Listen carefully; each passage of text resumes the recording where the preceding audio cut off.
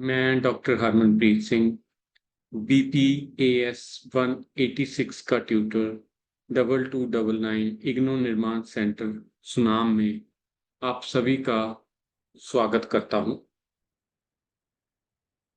आज हमारा lecture series का 4th डे है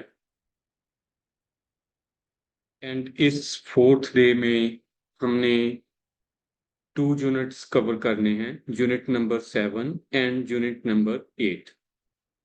Unit number 7 is time wasters and time savers. Unit number 8 is stress management approaches and techniques. So firstly, we are discussing about time wasters and time savers. So starting from this unit, wording of William Shakespeare's character King Richard II. Oh, I am wasted time. Now doth time wastes me. Little wonder one has to pay heavy price for wasted time. Time is the most precious commodity. It can buy anything, but nothing can buy it. Time is like an invisible river flowing incessantly and incapable of moving back. That is why there is no compensation for the wasted time. Hence, while investing time, one must be highly cautious and careful. It is generally believed that those who respect time, time respects them, and those who disrespect time, time disrespects them.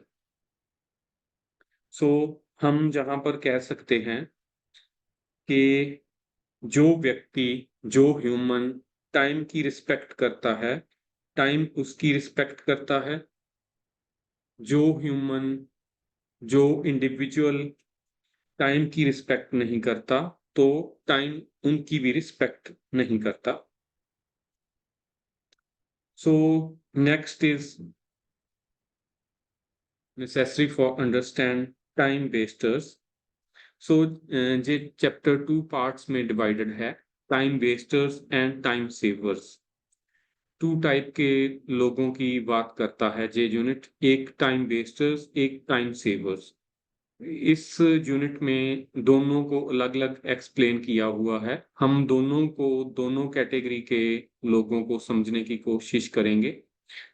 2 categories हैं लोगों की, time wasters and time savers. So first is time wasters.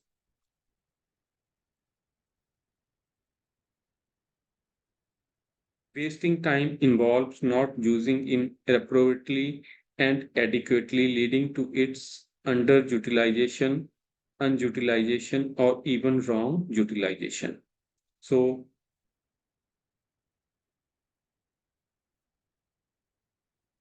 2-3 तरीकों से time wastage होती है: underutilization of time, unutilization of time, and wrong utilization of time. However, there can be no exact objective analysis of what a time waster is. A particular activity may be a time waster for someone, but not so for somebody else. Likewise, a particular action taken may be unproductive at a particular time, while it may be useful at some other time. A, a time wasting activity, deliberate, imposed, or born in ignorance, can be dysfunctional, that is, having negative consequences for the goal in view. Since time is the most precious resource for its wastage, individuals as well organizations have to pay heavy price in terms of squandering away of financial resources, non-achievement of goals and targets. So समय की कदर हर एक को करनी चाहिए, हर एक individual को भी समय की कदर करनी चाहिए और हर एक ऑर्गेनाइजेशन को भी। जो भी समय की कदर करता है, जो भी समय के अकॉर्डिंग चलता है, वो ही अपनी लाइफ में सक्सेस होता है।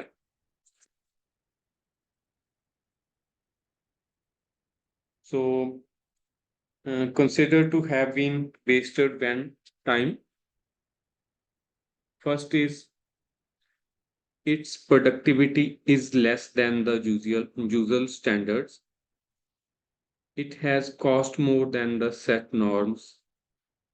And third is benefits occurring from a particular slice of time are less than anticipated. Next is satisfaction coming from it. It merges and low expectation. So mainly अगर हम बात करें टाइम वेस्टर्स की 4 categories हैं जो कि हमारे लिए समझनी इम्पोर्टेंट है। First is personal controllable time wasters, second is personal uncontrollable time wasters, third is official controllable time wasters, fourth is official uncontrollable time wasters. So हम सबसे पहले फर्स्ट कैटेगरी की बात करेंगे, personal controllable time wasters. These time wasters relate to personal habits, orientation, attitude, approach of people towards life and work. These can be controlled to a great extent, but there is generally a lack of will to do so. So, ये category ऐसे लोगों की category है जो time waste करते हैं, पर time wastage को अपने अकॉर्डिंग वो कंट्रोल कर सकते हैं। यानी कि टाइम कंट्रोल करने के लिए वो किसी पर निर्भर नहीं होते, अपने अकॉर्डिंग अगर वो चाहें तो अपना टाइम वेस्टेज को कंट्रोल कर सकते हैं, टाइम वेस्टेज को कम कर सकते हैं। सो काफी सारे जहाँ पर टाइम वेस्टेज होती है उनकी उनकी नेचर के अकॉर्डिंग, नेचर के अनुसार वो टाइम वेस्ट करते हैं, पर कहीं ना कहीं वो टाइम को कंट्रोल भी कर सकते हैं, टाइम वेस्टेज को कंट्रोल भी कर सकते हैं।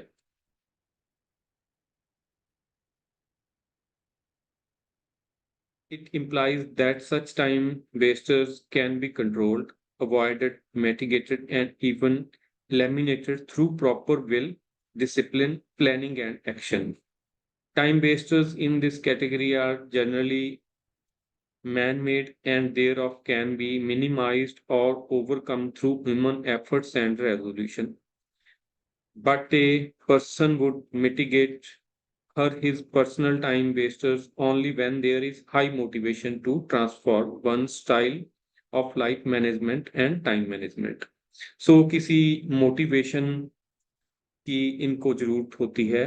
अगर इन्हें सही मोटिवेशन मिल जाए तो ये तो अपनी टाइम वेस्टेज को कंट्रोल कर सकते हैं। So next is sources of such time wasters. Poor self management. First point is poor self management. So इन लोगों की सेल्फ मैनेजमेंट पुअर होती है,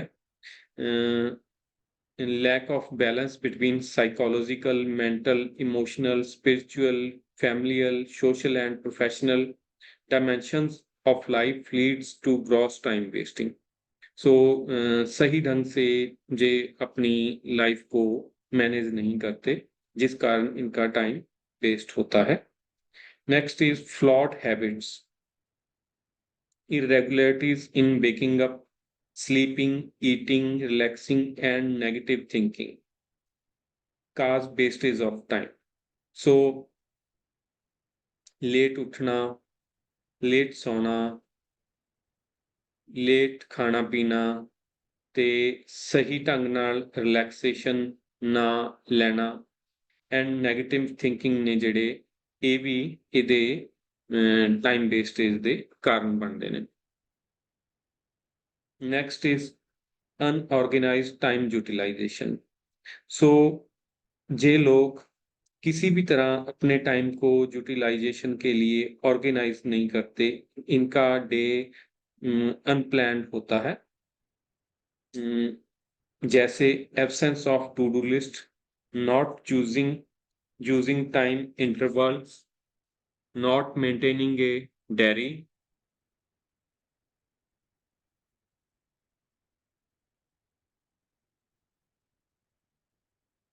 ignoring deadlines for various tasks to be completed, not meeting deadlines in the completion of various tasks and cause wastage of time.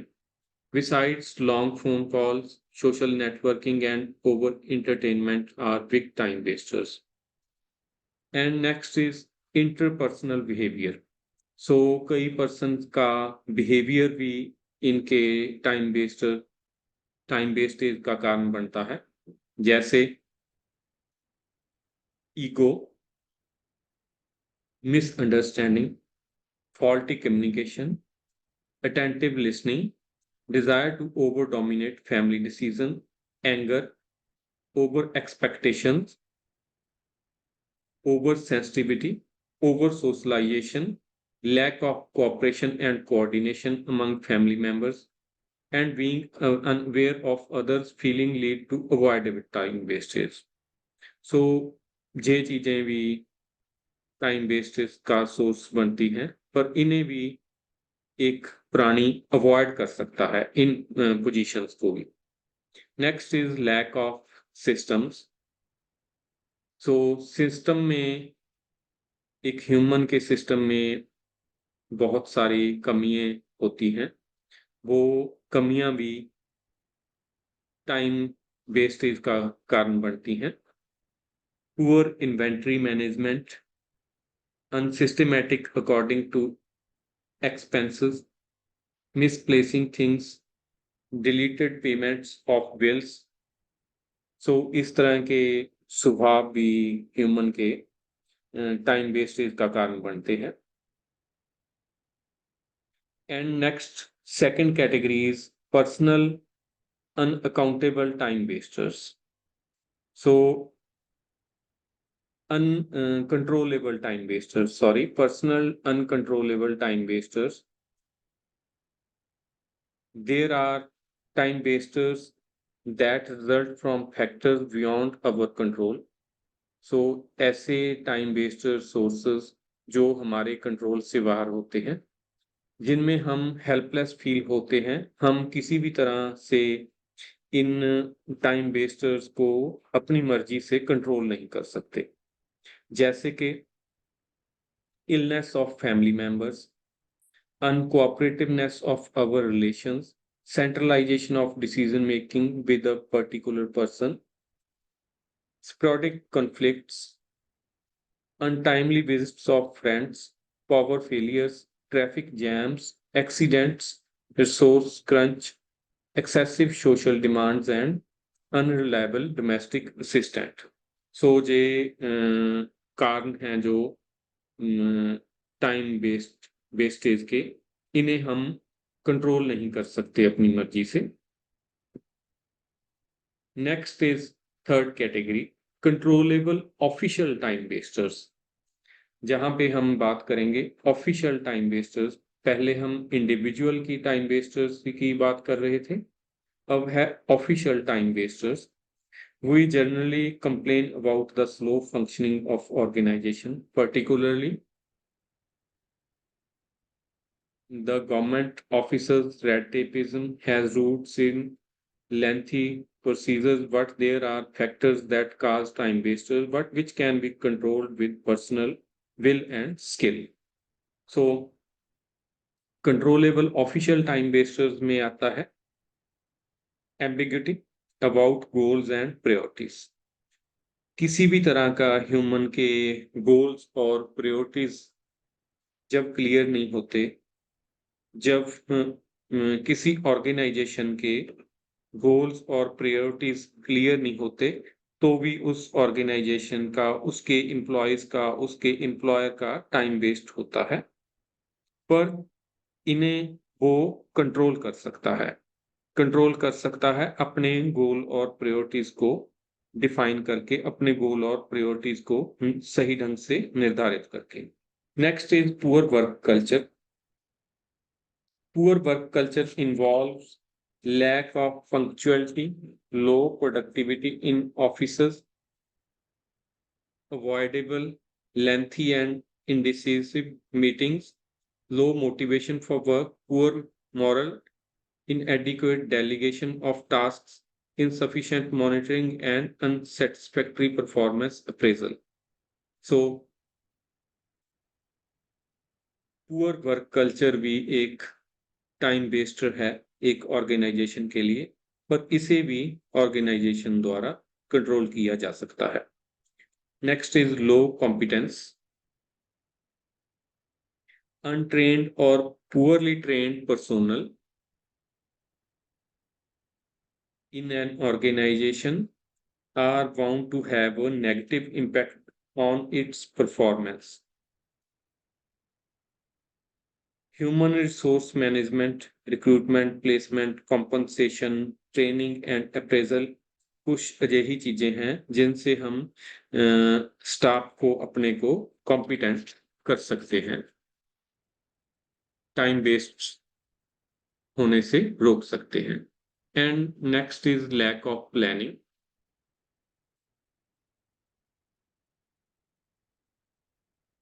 When process of plan, implementation and evaluation get low weightage, time is bound to be faster. So सही ढंग से planning ना करना, सही ढंग से plan को implement या उन्हें इवेल्युएट ना करना भी एक टाइम वेस्टर है।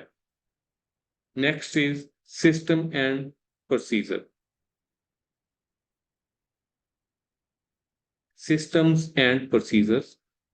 सो काफी सारे प्रोसीजर्स और सिस्टम्स एक ऑर्गेनाइजेशन में टाइम वेस्ट करते हैं, जैसे कि inefficient system, conventional record keeping, unnecessary paper work, unproductive meetings, flawed space management, poor technologies, unskilled information management, poor inventory control, cultured desks and over centralized of authority and time wasters, but with effort these can be controlled. So ये सारे time wasters एक official एक organisation के भी controlled हैं, इन्हें भी control किया जा सकता है। And next fourth category and last category is uncontrollable official time wasters.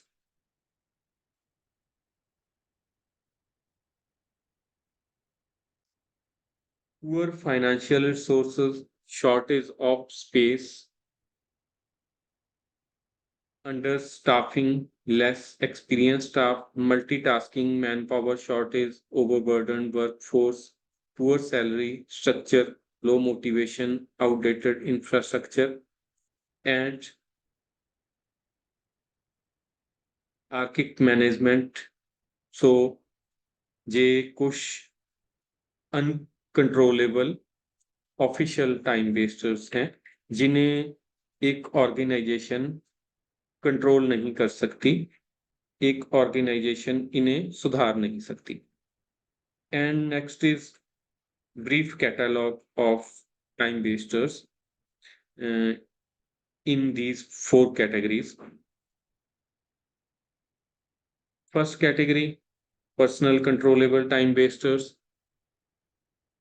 late day start, unplanned day, laziness, addiction of entertainment, high frequency of taking eatables, unnecessary interference in other affairs, gossiping, long phone calls, incomplete communication, poor hygiene, no regular medical checkup, frequent smoking, avoiding relaxation, worrying about the future, excessive daydreaming, postponement of crucial activities, not trusting others, fault finding nature, not maintaining a diary, habit of playing cards, chess, etc., being oversensitive, not keeping things at proper places, being unnecessarily argumentative, lack of decisional ability, ego battles, postponing the repair of domestic utilities, doing non-priority work, no deadlines, starting new projects without completing the old ones, not being a good listener, absent mindedness, attempting too much at one time, personal disorganization. So, J personal controllable time wasters के कुछ उदाहरण हैं and next is uncontrollable personal time wasters power failure, unsatisfactory performance of household staff, carelessness of family members, over demanding family members, unscheduled visitors, traffic jams, accidents. And next is controllable official time wasters, no daily plan, lack of clarity about goals, no written goals, unplanned operation, incomplete communication, inadequate training, defective placement policy, unbalanced distribution of work, unscheduled visitors.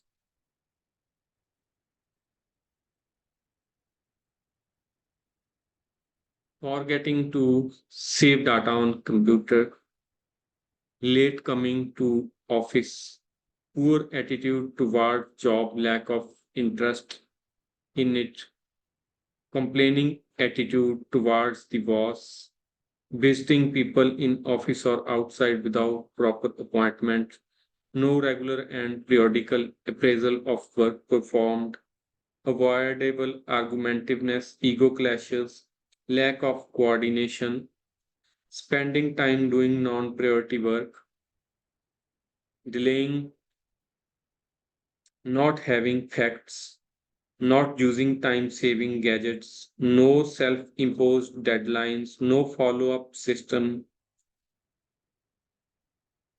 time consuming rules and procedures, too many reports, countless committees, poor writing skills, lack of job specifications, attempting too many jobs at one time, excessive paperwork. So these are controllable official time wasters. And next are uncontrollable official time wasters, manpower shortage, machinery breakdown, power failure, poor record management and filling, office politics, frequent long and unorganized meetings, centralization in office, inadequate delegation, effective control mechanism, lack of proper coordinate mechanism, job insecurity, poor inventory control, overcrowded workplace, untrained subordinates, unhelpful staff, absenteeism, over engagement with routine work, lack of information, lack of proper infrastructure, resource constraint, poor work culture at workplace, low stress on punctuality, low staff morale and motivation, lack of feedback, violating the principle of unity of command. So these are uncontrollable official time wasters. So mainly चार तरह के time wasters की हमने बात की है जिनको दो कैटेगरी में डिवाइड किया हुआ है एक कंट्रोलेबल टाइम वेस्टर्स एक अनकंट्रोलेबल टाइम वेस्टर्स सो कंट्रोलेबल टाइम वेस्टर्स जिन्हें हम कंट्रोल कर सकते हैं अनकंट्रोलेबल टाइम वेस्टर्स वो हैं जिन्हें हम अपनी मर्जी से कंट्रोल नहीं कर सकते And next part is of the unit procrastination, delaying action, delaying of work. So red tapeism mainly जे हमें डेवलपिंग कंट्रीज में ही देखने को मिलता है, जब वर्क में हमेशा डिले होता है तो भी वो टाइम वेस्टर बनता है।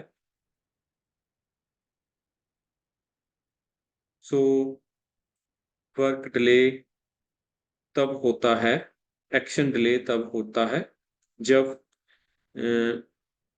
एक ऑर्गेनाइजेशन और individual doing low priority tasks rather than high priority ones, straightening our desk, spending time with a friendly customer, postponing the time you know you should spend with your family. So procrastination is the thief of time, is the theft of time and can destroy career happiness and even lives. So delaying action एक अजिहा राक्षस है जो हमारे time को चुरा लेता है, हमारे करियर, हमारी हैप्पीनेस को भी खत्म करता है। सो इसके कुछ कुछ कारण हैं इसके। फर्स्ट है नेचुरल लेजीनेस। जब ह्यूमन अपना लेजी बर्तारा देता है। Next is incompetence. जब एक ह्यूमन को एडिक्वेट नॉलेज नहीं होती, प्रॉपर नॉलेज नहीं होती, वो इनकॉम्पिटेंस होता है एक वर्क के लिए। Next is unpleasant task. Next is cluttering of routine activities. जब कभी रूटीन एक्टिविटीज में कोई गड़बड़ी हो रही हो। Next is fear of the unknown. So unknown का भी कई बार किसी एम्प्लॉय को फियर होता है। And next is main thing is fear of failure. जब किसी एम्प्लॉय को अपने टास्क में फेल होने का फियर हो, अपने टास्क में फेल होने का डर हो, तो भी टाइम वेस्ट होता है। Next is bad habits. जब किसी ऑर्गेनाइजेशन, इंडिविजुअल और फैमिली में बैड हैबिट्स हो। And next is waiting for more information. जब कभी इंसान किसी और इंफॉर्मेशन की वेट करता रहे और अपने आप कुछ ना करे, हमेशा वेट ही करता रहे, तो भी प्रॉब्लम क्रिएट होती है। And next is excuses. कई बार इंडिविजुअल एक्सक्यूज लेता है किसी काम को करने के लिए, वो अपने काम को सही ढंग से नहीं कर पाता तो वो एक्सक्यूज ढूंढता है। Next is lack of motivation. So कई बार मोटिवेशन की बहुत कमी होती है एक ऑर्गेनाइजेशन में और इंडिविजुअल में। सो मोटिवेशन का रोल हमेशा कोलीग्स और ऑर्गेनाइजेशन हेड अदा कर सकते हैं। सो इस चीज से बाहर निकलने के लिए कुछ रेमेडीज भी एक्सप्लेन्ड है। रेमेडीज हैं, first is have clear goals.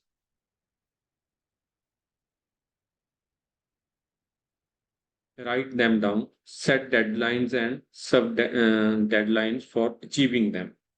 So जो हमारे गोल्स हैं वो क्लियरली राइट डाउन होने चाहिए, क्लियरली प्लान्ड होने चाहिए। हर एक डे की, एवरी डे की एडवांस में प्लानिंग होनी चाहिए। प्लानिंग के लिए 10 वीक 90 रूल जो इम्प्लीमेंट होना चाहिए। Next is tackle the more important and difficult task first. Apply the 80-20 rule to everything. So most important things, most important work हमें पहले करने चाहिए. Next is take action according to the priority of things to be done. So हमेशा action priority के according लेना चाहिए. हमें हमेशा काम प्रायोरिटी के अकॉर्डिंग, काम की इम्पोर्टेंस के अकॉर्डिंग करना चाहिए. फोकस ऑन की रिजल्ट एरियाज. रिजल्ट एरियाज के ऊपर हमेशा फोकस होना चाहिए. हमेशा ऑपरेशन प्लान होना चाहिए. Take one step at a time.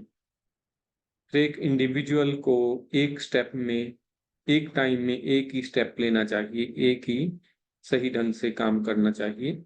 Next is upgrade your skills that are pertinent or to the particular project at hand. Next is continuously upgrade your talents. Next is identify your important weakness and limitation and overcome them one by one. Next is put pressure on yourself to achieve the targets.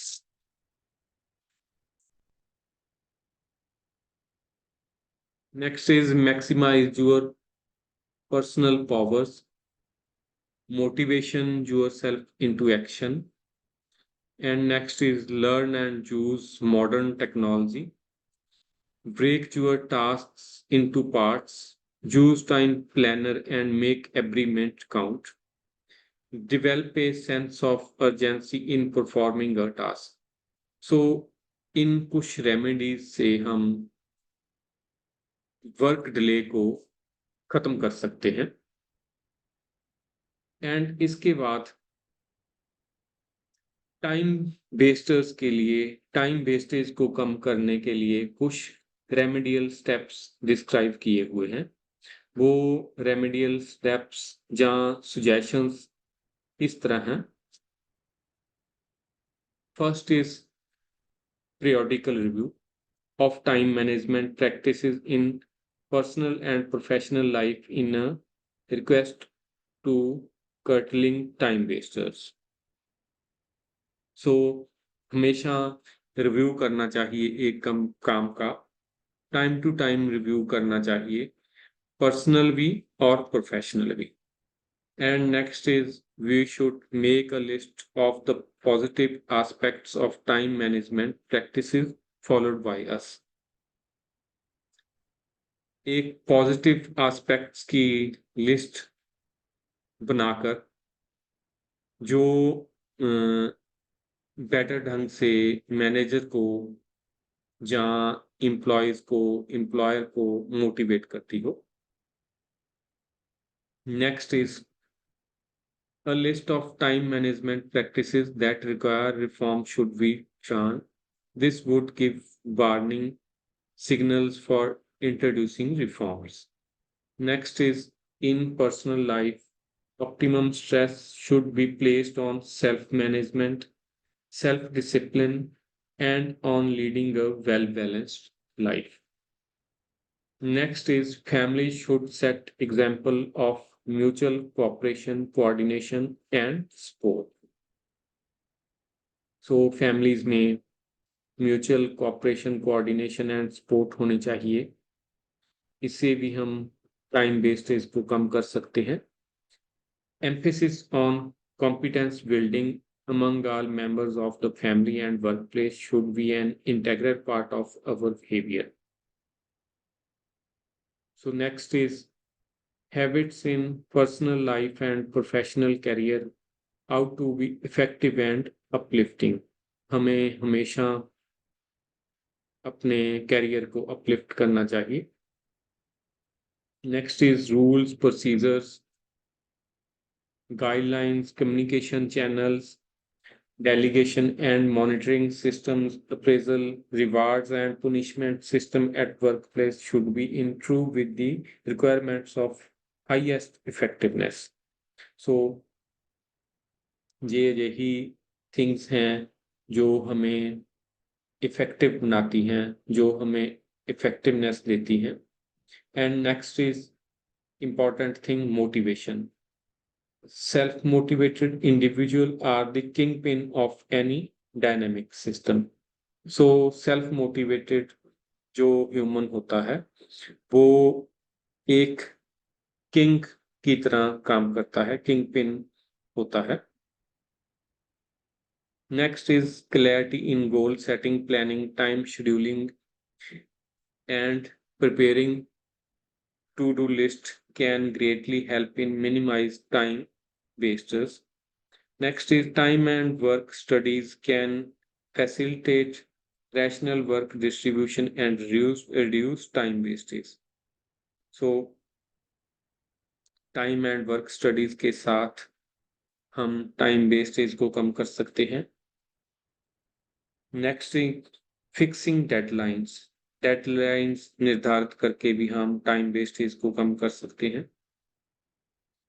Next is pleasant climate, जो कि home and work place दोनों पर ही जरूरी है, हमारी families के लिए भी, हमारी ऑर्गेनाइजेशन के लिए भी प्लेजेंट क्लाइमेट होना चाहिए। सो हमने टाइम वेस्टर्स के बाद, टाइम वेस्टर्स की कैटेगरीज को देखने के बाद हम अब टाइम सेवर्स पर पहुंचते हैं। There is a common saying, money saved is money earned. So, is it possible to apply this idea on time and say time saved is time earned? So, जिस तरह हमें ਅਸੀਂ ਮਨੀ ਸੇਵ ਤੇ money earn ਦੀ ਗੱਲ ਕਰਦੇ ਹਾਂ, ਉਸੇ ਤਰ੍ਹਾਂ ਇਹ ਚੀਜ਼ ਹੈ ਜਿਹੜੀ ਟਾਈਮ ਸੇਵ ਤੇ ਟਾਈਮ ਅਰਨ ਦੇ ਉੱਪਰ ਵੀ ਇੰਪਲੀਮੈਂਟ ਕਰ ਸਕਦੇ ਹਾਂ। ਜਿਵੇਂ ਕਿ ਇੱਕ ਦਿਨ ਦੇ ਵਿੱਚ 24 आवर्स होते हैं। सो 24 आवर्स से 24 आवर्स में जितना एक व्यक्ति, एक इंडिविजुअल अपना टाइम ज़्यादा से ज़्यादा काम के लिए यूटिलाइज करेगा, सही ढंग से यूटिलाइज करेगा, वो एक उसकी टाइम अर्निंग है। सो अपनी टाइम अर्निंग से वो अपने कैरियर पर फोकस्ड होता है, कैरियर की ओर बढ़ता है, अपनी सक्सेस की ओर बढ़ता है। In other words, one can have a less productive day or a more productive day depending on the way one chooses time. So हर एक इंडिविजुअल पर डिपेंड करता है, उसने अपने डे को, दिन को प्रोडक्टिव बनाना है या अनप्रोडक्टिव बनाना है। Next part is various modes of saving time. So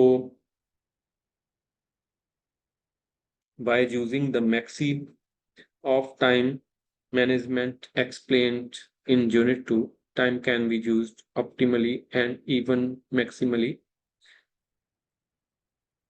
So mainly हम जहाँ पर कह सकते हैं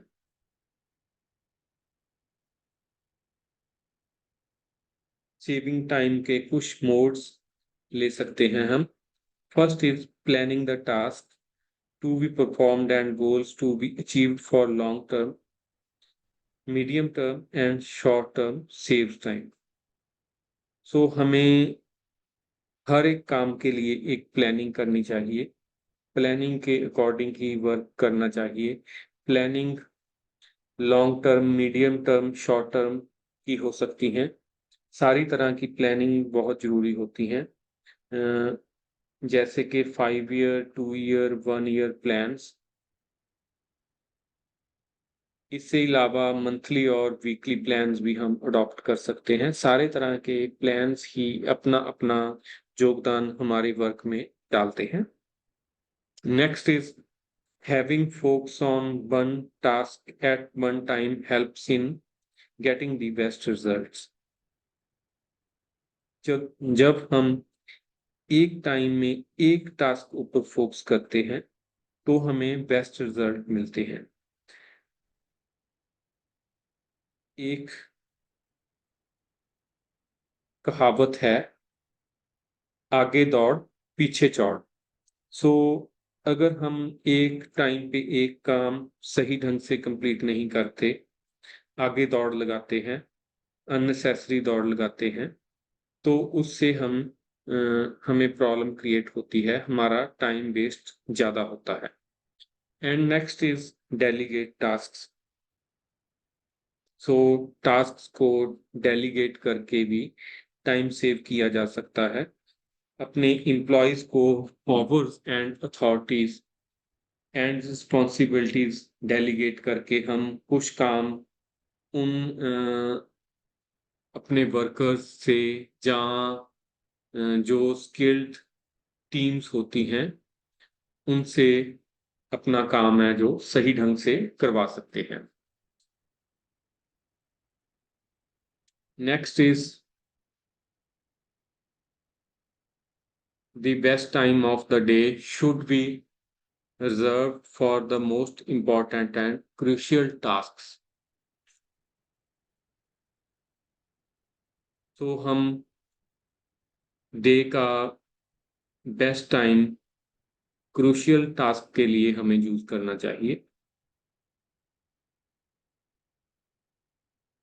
next is cleaning the clutter helps of performing tasks quickly. सो अगर कहीं भी हमें कोई गड़बड़ लगती है, हमें टास्क में कोई प्रॉब्लम क्रिएट होती है, तो उसे क्लीन कर देना चाहिए, फिर ही हम सही ढंग से अपने टास्क की ओर बढ़ सकते हैं। So next part is use of appropriate technologies help to save time. So आज के टाइम में बहुत सारी टेक्नोलॉजीज हमें देखने को मिलती है, जिससे हम अपना टाइम सेव कर सकते हैं। कुछ टेक्नोलॉजीज हैं, for example daily, weekly, monthly, annual planners. So हमें हमारे स्मार्टफोन में, हमारे डेस्कटॉप पे बहुत सारे प्लानर्स मिलते हैं, जिनके अकॉर्डिंग हम अपने डेली के, वीकली, मंथली या एनुअल अपनी प्लानिंग कर सकते हैं, प्लानिंग शेड्यूल बना सकते हैं और प्लानिंग शेड्यूल के अकॉर्डिंग अपना काम कर सकते हैं। And next is cell phones. So cell phones हमें पर्सनल डिजिटल असिस्टेंट देता है, जिसमें फॉर एग्जांपल हम बात कर लें emails, video recording, recording notes, address books, spreadsheets. So बहुत सारा कुछ है जो हमारे स्मार्टफोन में हमें आजकल मिल रहा है, जो हमें हमारा टाइम वेस्ट होने से बचाता है और हमें टाइम मैनेज करना सिखाता है और टाइम मैनेज प्रदान करता है। And next is personal information manager. So ये एक सॉफ्टवेयर है जो हमें कैलेंडर, एड्रेस बुक और शेड्यूलर प्रदान करता है, जिसके अकॉर्डिंग भी हम अपने टाइम को सेव कर सकते हैं। Next is tablet PC. So आजकल टैबलेट पीसी आने लग गए हैं, जिसे हम नोटबुक की तरह यूज कर सकते हैं। अब हम कह सकते हैं कि एक ये मोबाइल कंप्यूटर होते हैं, मोबाइल की तरह हम इन्हें इजीली कैरी कर सकते हैं। कहीं भी हमें जॉब पर अगर कहीं भी जाना हो, हम इसे इजीली कैरी कर सकते हैं और इसके अकॉर्डिंग अपने टाइम को मैनेज कर सकते हैं, प्लानिंग करके।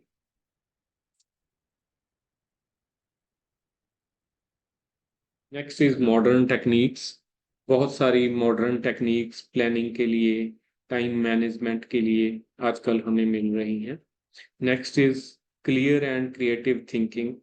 सो हमारी क्लियर और क्रिएटिव थिंकिंग भी टाइम मैनेजमेंट के लिए अपना रोल अदा करती है।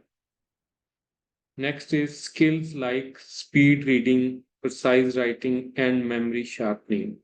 सो ये भी स्किल्स हमें अडॉप्ट करने चाहिए टाइम सेविंग के लिए। Next is prioritising the task. So task को हमने पहले भी बात की थी, टास्क को प्रायोरिटी के अकॉर्डिंग कंप्लीट करना चाहिए। जो सबसे इम्पोर्टेंट है उसे पहले, उसके कम इम्पोर्टेंट को उसके बाद कंप्लीट करना चाहिए। Next is time auditing. So finance auditing की टाइप, फाइनेंस ऑडिटिंग की तरह ही टाइम ऑडिटिंग भी हर एक ऑर्गेनाइजेशन, हर एक इंडिविजुअल के लिए बहुत जरूरी है। इट मीन्स टाइम को इवेल्युएशन प्रॉपरली करनी चाहिए कि हमारा टाइम कैसे कंज्यूम हो रहा है, सही ढंग से कंज्यूम हो रहा है, जन सही ढंग से नहीं कंज्यूम हो रहा। Next is good habits. So time saving के लिए अच्छी हैबिट्स का होना भी बहुत जरूरी है। Next is use 80-20 rules, which states that 20% of our tasks account for 80% of results. So 80% results ऊपर फोकस करना चाहिए हमें। नेक्स्ट इज डुप्लीकेशन को अवॉइड करना चाहिए हमें। किसी भी तरह की वर्क में डुप्लीकेशन नहीं होनी चाहिए। Next is planning continuous. So effective plan होने चाहिए, सही ढंग से उन्हें लागू किया जाना चाहिए, सही ढंग से प्लान्स को फॉर्मुलेट किया जाए, सही ढंग से इम्प्लीमेंट किया जाए, सही ढंग से उसकी इवेल्युएशन की जाए।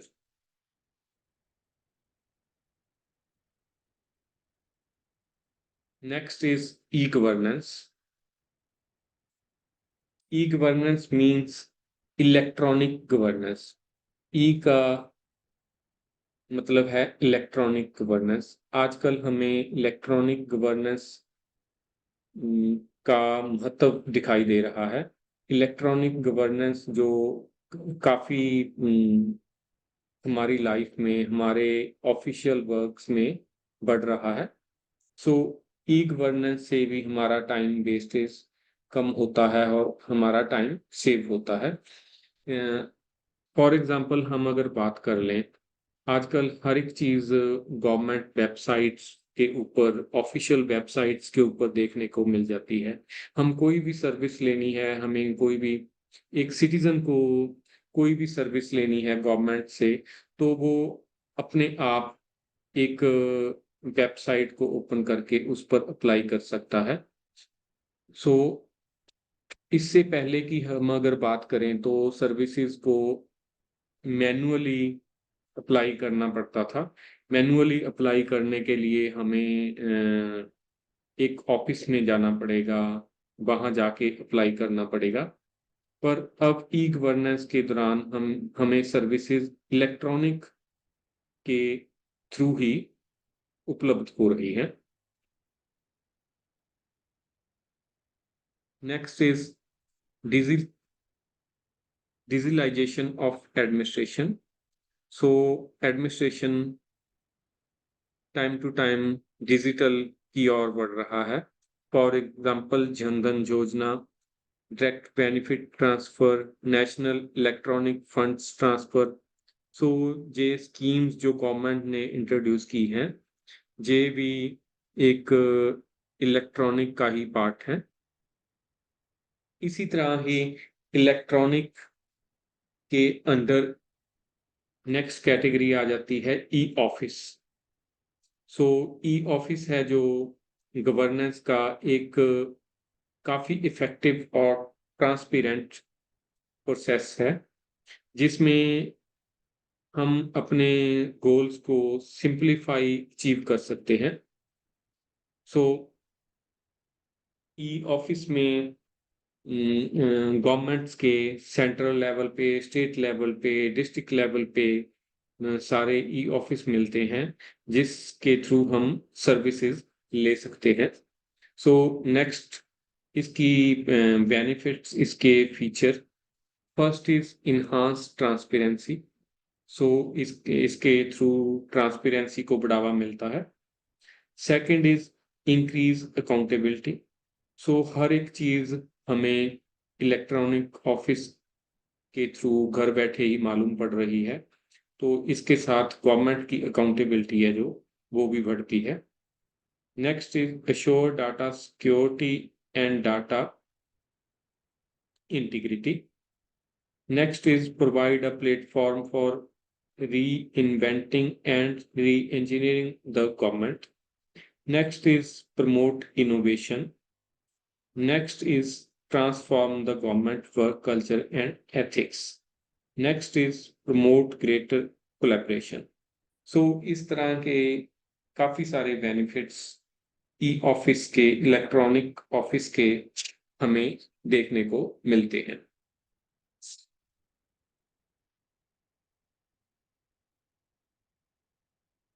सो एंड में हम अगर बात करें,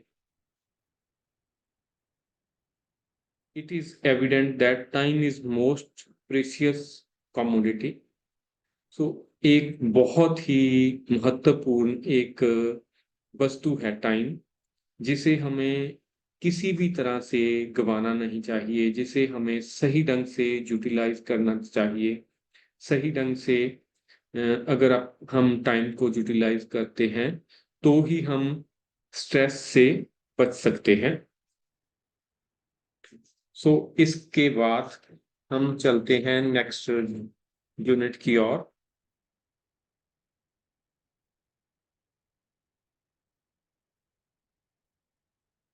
next unit is stress management approaches and techniques, unit number 8।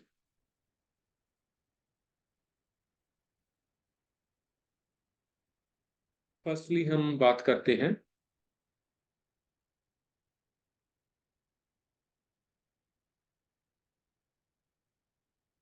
stress management can be defined as any activity, technique, or intervention that an organization applies to eliminate and or reduce stressor and assist employees to manage stress. So stress management है जो हमें सही ढंग से अपना time utilize करते हुए हमारे स्ट्रेस को मैनेज करता है, एम्प्लॉयज के स्ट्रेस को मैनेज करता है, एम्प्लॉयर के स्ट्रेस को मैनेज करता है। तो next is approaches to examine stress management intervention and techniques. Approaches to examine stress management intervention and techniques, mainly जहां पर हमें टू अप्रोचेस मिलती हैं।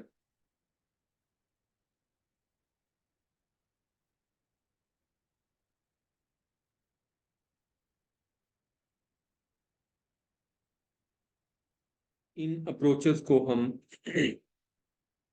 मेनली 3 कैटेगरीज में डिवाइड करते हैं। First is primary, second is secondary, third is territory.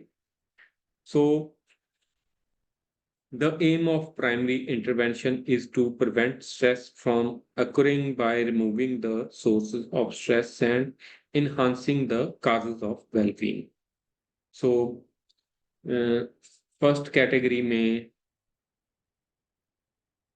Stress को remove किया जाता है, रिमूविंग सोर्सेज आते हैं, and secondary interventions are required to reduce the severity of duration of stress after it has occurred to prevent the stress level from becoming taxing to the individuals. So stress को रोकने के लिए efforts आते हैं।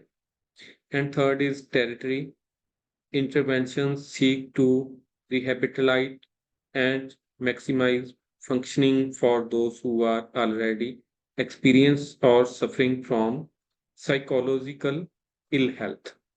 So psychologically हमें stress से दूर करने के लिए ये कैटेगरी आती है। हमारा स्ट्रेस साइकोलॉजिकली जो हम सफ़र कर रहे हैं, इलनेस वगैरह, हमें मेंटली स्ट्रेस फील होता है, उनको प्रिवेंट किया जाता है। And next is the preventive stress management model.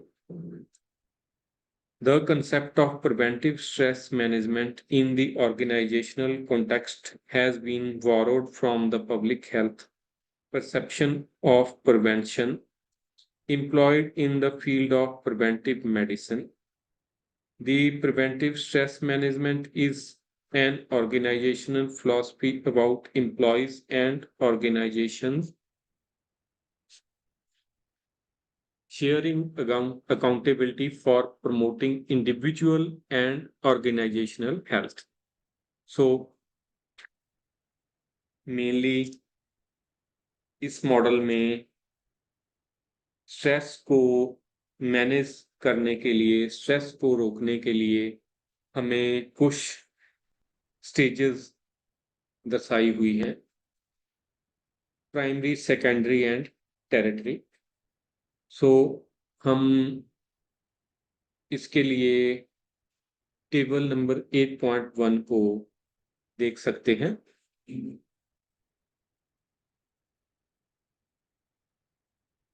जैसे कि प्राइमरी प्रिवेंशन इंडिविजुअल के लिए positive thinking, learn optimism, time management, लेयर टाइम परसूट्स। एंड ऑर्गेनाइजेशन के लिए job redesign, goal setting, role negotiation, selection, placement and mentoring, improving organizational communication. So, secondary prevention is individual stressor के लिए physical exercise, relaxation training, meditation, diet, spiritual sport, and organization के लिए team building, social sport at work. And third category, territory prevention, individual के लिए opening up professional help counselling and therapy, organisation के लिए employ assistance programme, wellness programmes. So हम इनको अगर detailed explain करें तो हम पहले आते हैं स्ट्रेस ऑडिट। सो टाइम ऑडिट की तरह ही स्ट्रेस ऑडिट भी एक ह्यूमन के लिए, एक इंडिविजुअल के लिए जरूरी है। स्ट्रेस को डायग्नोज किया जाए, एक इंडिविजुअल की स्ट्रेंथ को एंड उसकी वीकनेस को डायग्नोज किया जाए। जे ऑर्गेनाइजेशन की एक लाइबिलिटी है, ऑर्गेनाइजेशन का एक वर्क है, वो हर एक एम्प्लॉय की स्ट्रेस को डायग्नोज करे और उस स्ट्रेस से उन एम्प्लॉयज को रिलैक्सेशन देने के लिए एफर्ट्स करे, जिससे उस ऑर्गेनाइजेशन की आउटपुट है जो बढ़ सकती है। Next part is of the unit preventive stress management techniques for individuals. So ये चैप्टर 2 पार्ट्स में डिवाइडेड है, mainly techniques for individual and techniques for organisation. So दोनों को अलग अलग तरह की स्ट्रेस से प्रिवेंट करने के लिए टेक्निक्स ये दर्शाता है। सो फर्स्टली हम बात कर रहे हैं preventive stress management techniques for individual. Individual के लिए पहले आती है प्राइमरी स्टेज। प्राइमरी स्टेज में plan to decrease, transform, or eradicate the demand or stressor causing stress and promote positive stress responses and create condition जैसी things हमें देखने को मिलती है। इसमें प्राइमरी स्टेज में फर्स्ट है पॉजिटिव थिंकिंग। सो साइकोलॉजिकल पॉजिटिव थिंकिंग से हम एक इंडिविजुअल की स्ट्रेस को प्रिवेंट किया जा सकता है, स्ट्रेस को रोका जा सकता है। पॉजिटिव थिंकिंग के लिए इंडिविजुअल को भी एफर्ट्स करने होंगे और ऑर्गेनाइजेशन भी एफर्ट्स करेगी अपने एम्प्लॉयज को खुश करने की। Next is learned optimism. So हमेशा एक ह्यूमन को, एक इंडिविजुअल को, एक ऑर्गेनाइजेशन को आशावादी होना चाहिए। हमेशा एक आस लेकर उसे चलना चाहिए, जिससे भी हम डिस्ट्रेस को प्रिवेंट करते हैं। Next is time management.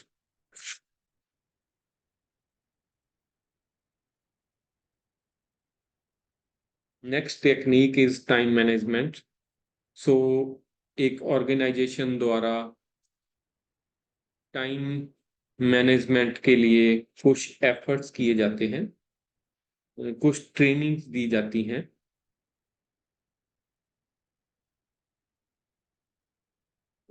इसमें हम अगर देखें, कुछ प्रिंसिपल्स टाइम मैनेजमेंट के लिए इंक्लूडेड हैं। First is identifying time robbers. Second is making daily list of activities. Third is prioritizing activities. Fourth is scheduling activities. And fifth is daily cycle. And next is doing high demanding jobs. So in principles की सहायता से हम time manage सही कर सकते हैं, time को manage कर सकते हैं। Next is layer time pursuits. So layer-related pursuits offer employees on occasion for rest and renewal from various happiness at work or at home. So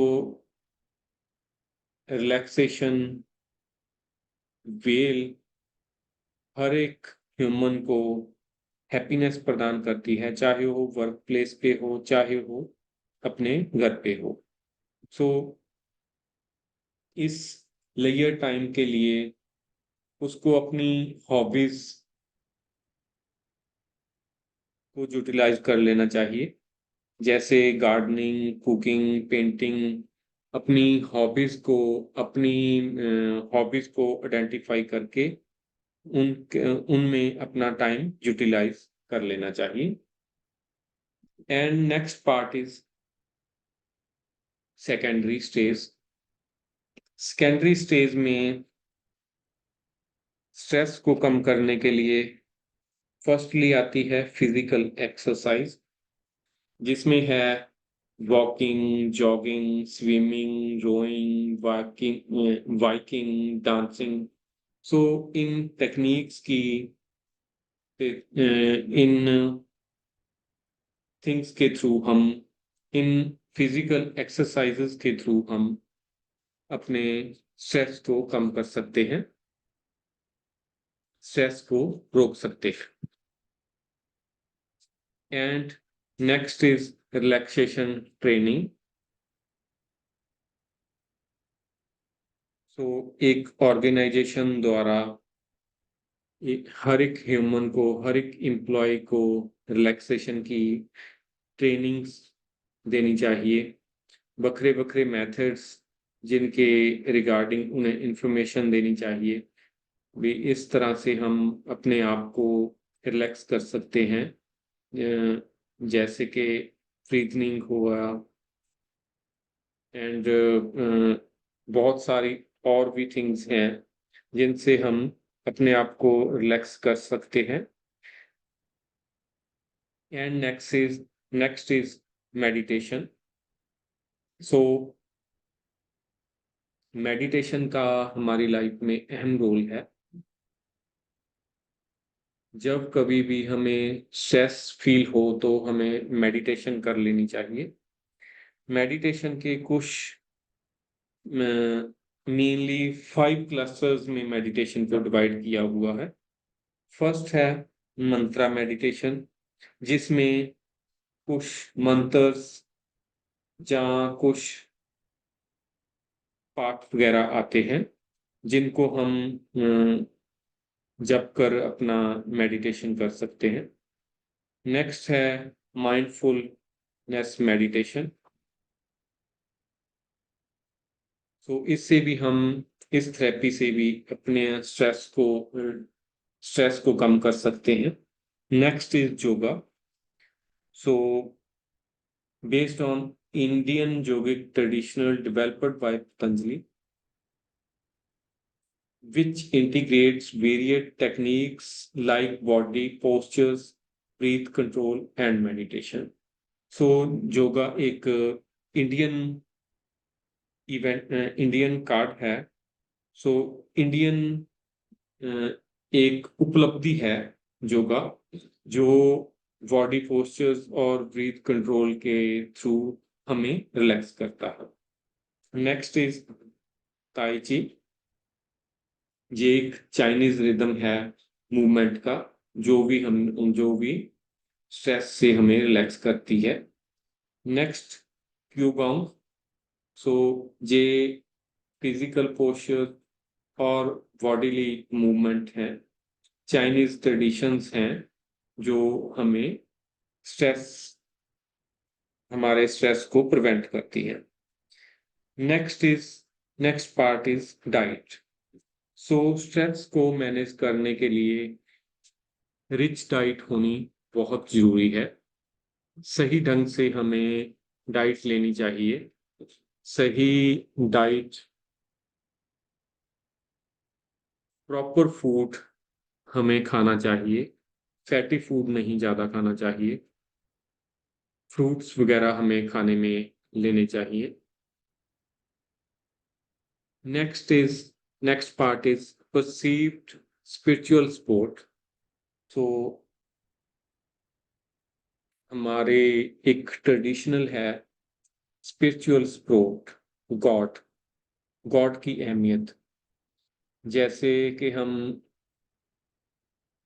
कई बार काफी पर्सन्स जो नास्तिक होते हैं गॉड की अहमियत को नहीं मानते। पर हम अगर महात्मा बुद्ध की बात कर लें तो महात्मा बुद्ध ने कहा था कि कोई ना कोई चीज तो है जो इस सृष्टि को चला रही है। कोई ना कोई पावर तो है जो इस सृष्टि को चला रही है, वो ही है गॉड। सो गॉड पर हमें फेथ करना चाहिए। गॉड पर फेथ करके हम अपने आप को रिलैक्स कर सकते हैं, स्ट्रेस से मुक्ति पा सकते हैं। And next part is territory stage, जिसमें हम ओपनिंग अप और प्रोफेशनल हेल्प की बात करते हैं। सो ओपनिंग अप भी हमें हमारी हेल्थ बेनिफिट्स को बूस्ट करता है, हमारे इम्यून सिस्टम को, हमारे हीलिंग सिस्टम को बूस्ट करता है, हमारी कंफ्यूजन को कम करके हमें नियंत्रित एक रास्ते पर चलने के लिए दर्शाता है, हमें नियंत्रित एक रास्ता दिखाता है। Next is professional help. So professional in helping professions such as counseling, career guidance, physical therapy, medical treatment, surgical intervention, and other techniques are valuable for employees who need healing. So, हर एक employ को एक professional help की भी जरूरत होती है। Professional help professional हम बात कर लें, एक ऑर्गेनाइजेशन की रिस्पॉन्सिबिलिटी है हमें स्ट्रेस से मुक्ति प्रदान करे, हमें स्ट्रेस से मुक्ति प्रदान करने के लिए वो एफर्ट्स करे। हम अपने एम्प्लॉयज को हील करे, अपने एम्प्लॉयज का स्ट्रेस दूर करे।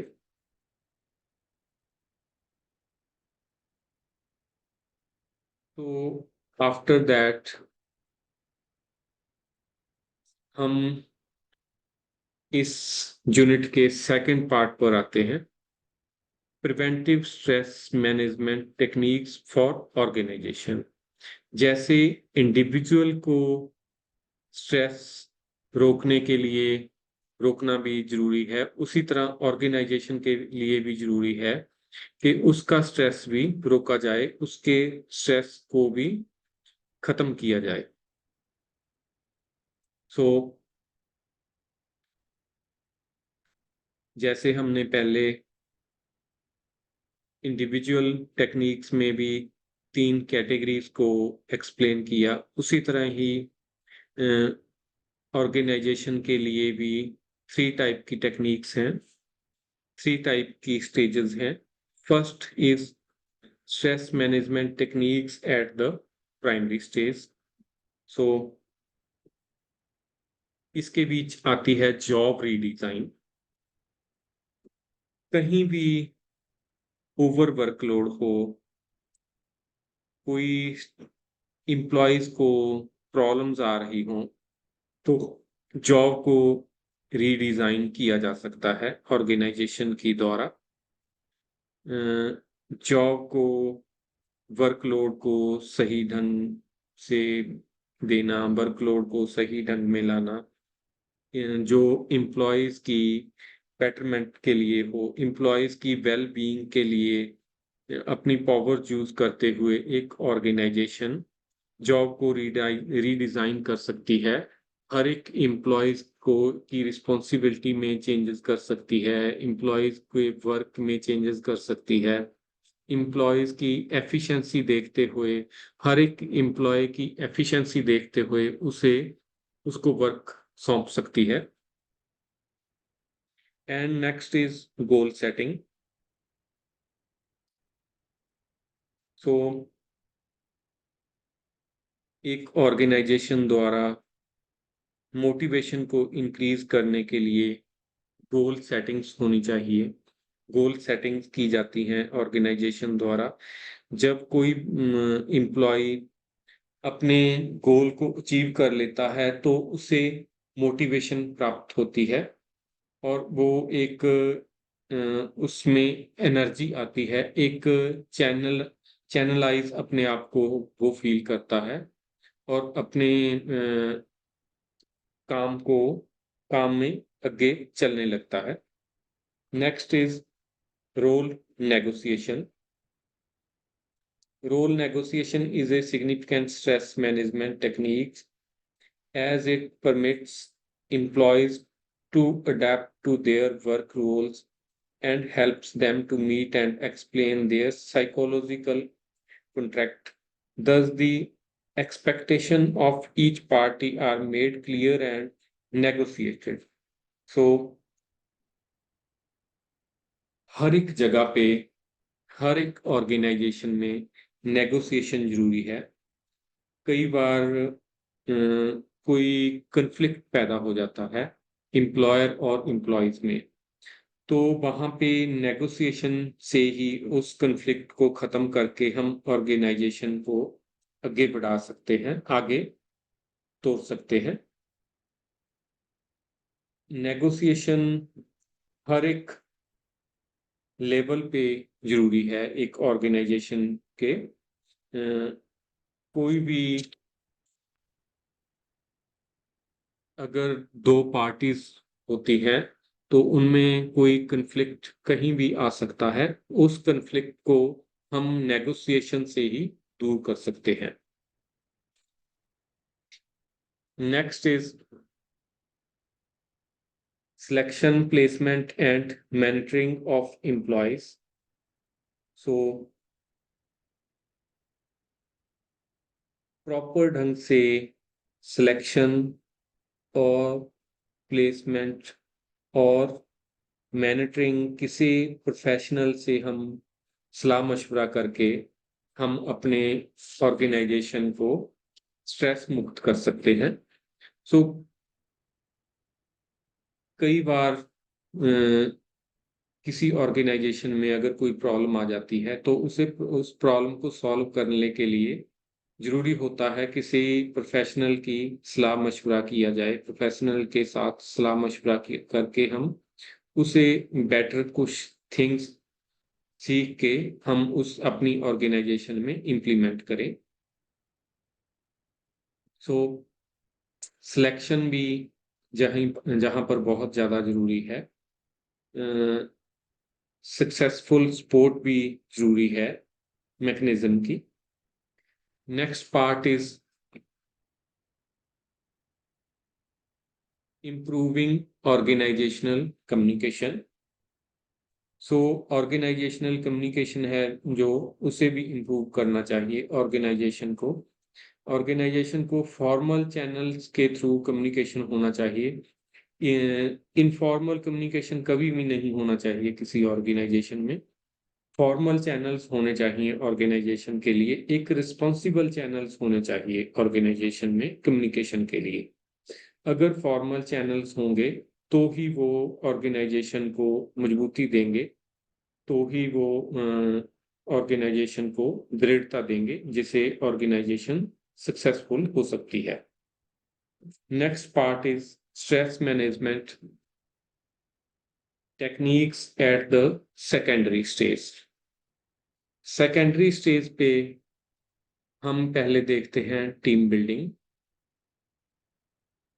Team building means team work. Organisation में हर एक वर्क एक टीम वर्क होता है। अगर हम किसी भी काम को टीम वर्क समझकर करेंगे तो वो काम इजीली कंप्लीट हो सकता है। अगर हम बखरा बखरा समझकर उस काम को करेंगे तो वो इजीली कंप्लीट नहीं हो सकता। टीम वर्क समझते हुए अगर किसी एक एम्प्लॉय को कोई प्रॉब्लम आती है तो अगर दूसरे एम्प्लॉय उसकी सहायता करते हैं तो उससे वो काम भी इजीली हो जाता है और स्ट्रेस से भी मुक्ति मिलती है। Next is social support at work. So work place पे भी और घर में भी सोशल सपोर्ट बहुत ज़्यादा जरूरी होती है। सो मेनली हम अगर बात करें साइकोलॉजिकल सपोर्ट वर्क प्लेस पर मैनेजर्स द्वारा प्रोवाइड की जाती है। मैनेजर्स द्वारा या एम्प्लॉयर द्वारा इस तरह का इन्वायरमेंट क्रिएट करना जिसमें हमें सोशल सपोर्ट महसूस हो, हमें अपने कलीग्स की सपोर्ट महसूस हो, हमें इस तरह की इंफॉर्मेशन, फीडबैक्स, इंस्ट्रूमेंटल सपोर्ट्स मुहैया हो। Next is stress management techniques at the territory stage. So, territory stage पर फर्स्ट में आता है एम्प्लॉय असिस्टेंस प्रोग्राम। सो एम्प्लॉयज की असिस्टेंस के लिए ऑर्गेनाइजेशन द्वारा प्रॉब्लम सॉल्व करने के लिए, एम्प्लॉयज की प्रॉब्लम सॉल्व करने के लिए असिस्टेंस प्रोग्राम रंभे जाते हैं। असिस्टेंस प्रोग्राम शुरू किए जाते हैं जिसमें काउंसलिंग सेशन, एडवाइस सेशंस, बहुत तरह के ट्रीटमेंट और सपोर्ट सर्विसेज मुहैया की कराई जाती हैं। Next is wellness programmes. So organizations are progressively embracing several wellness programs as a means of healing the negative outcomes of distress and strain. These plans are often designed as a form of help and advisory support for employees to quit cigarettes, alcohol, regulate their weight, and improve their diet to learn yoga, meditation, etc. So organisation द्वारा time to time इस तरह के wellness programmes भी होने चाहिए जिसमें yoga, meditation, alcohol से, cigarette से बचने के लिए ढंग तरीके सब कुछ यानी कि गाइडेंस है जो ऑर्गेनाइजेशन द्वारा अपने एम्प्लॉयज को देनी चाहिए. So in the end of this unit हम बात करें, ये यूनिट 2 पार्ट्स में डिवाइडेड था, इंडिविजुअल एंड मैनेजमेंट. दोनों ही बहुत अहम रोल रखते हैं एक ऑर्गेनाइजेशन में.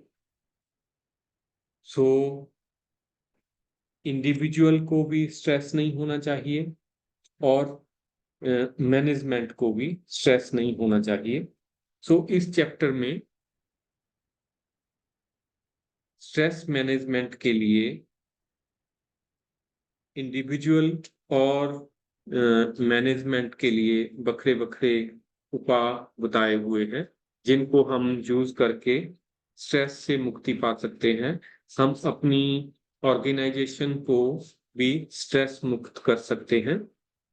सो इन टेक्निक्स को यूज करके हम अपनी लाइफ में, अपनी ऑर्गेनाइजेशन में स्ट्रेस मुक्त हो सकते हैं, स्ट्रेस को कम कर सकते हैं और अपने टाइम को सही ढंग से मैनेज कर सकते हैं. अपने टाइम को यूटिलाइज करते हुए हम अपनी ऑर्गेनाइजेशन को अपने लाइफ में अपनी लाइफ को आगे बढ़ा सकते हैं, हम अपनी लाइफ को सक्सेस बना सकते हैं. सो इसके साथ ही हमारा ये चैप्टर भी कंप्लीट हुआ. सो आज हमने यूनिट 7 एंड यूनिट 8 कवर किए हैं. Unit 7 is time wasters and time savers. Mainly इस यूनिट में टाइम वेस्टर्स और टाइम सेवर्स दो कैटेगरीज को एक्सप्लेन किया हुआ है. टाइम वेस्ट कहाँ होता है, टाइम सेवर्स कैसे और कहाँ होता है, हमें सब कुछ दर्शाया हुआ है इस यूनिट में. And 8th unit is stress management, approaches and techniques. So इस तरह की अप्रोचेस एंड टेक्निक्स एक्सप्लेन की हैं इस यूनिट में जिससे एक इंडिविजुअल और एक ऑर्गेनाइजेशन स्ट्रेस मुक्त हो सकती है, स्ट्रेस को कम कर सकती है. सो आज का हमारा डे 4 का लेक्चर यहीं खत्म कर होता है और कल को हमारा लास्ट डे होगा जिसमें हम लास्ट 2 यूनिट्स, यूनिट 9 और यूनिट 10 कवर करेंगे. Unit 9 is time management, approaches and techniques. Unit 10 is stress and time management towards happiness and success. Thank you.